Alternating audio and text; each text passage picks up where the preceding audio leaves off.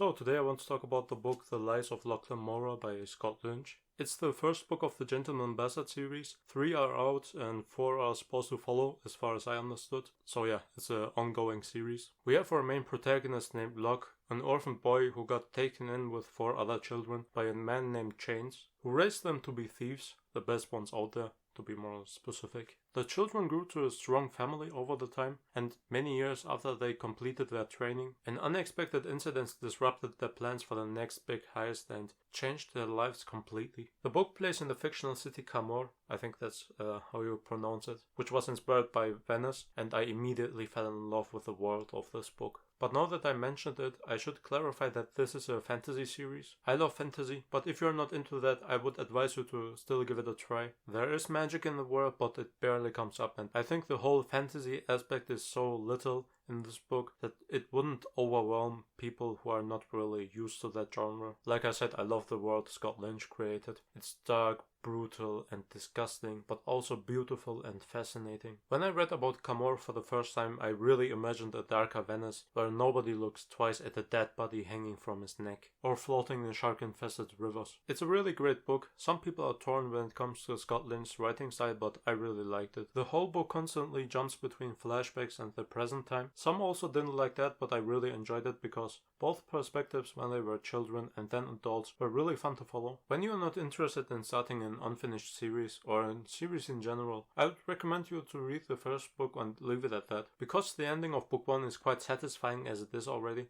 in my opinion, and it would be quite a shame to miss out on such a story. And after you read book 1, you can still decide if you want to read the other 2 or not. But now let me get into more details, so spoiler warning. It's incredible how everything in this book constantly surprised me. The first thing was when Locke, Jean, Buck and the Sansa brothers were working on scheming a rich family, and Locke created a second disguise on top of his current disguise so they can double trick the family, so they can rob them in peace without creating any kind of suspicion. And that plan was so impressive because he fooled me with a second disguise. I really thought that he was our antagonist of the book. Or when the real antagonist appeared and he seemed so powerful with the Bonds mage guy, and he forced our team to work with him with the promise that nothing would happen to them.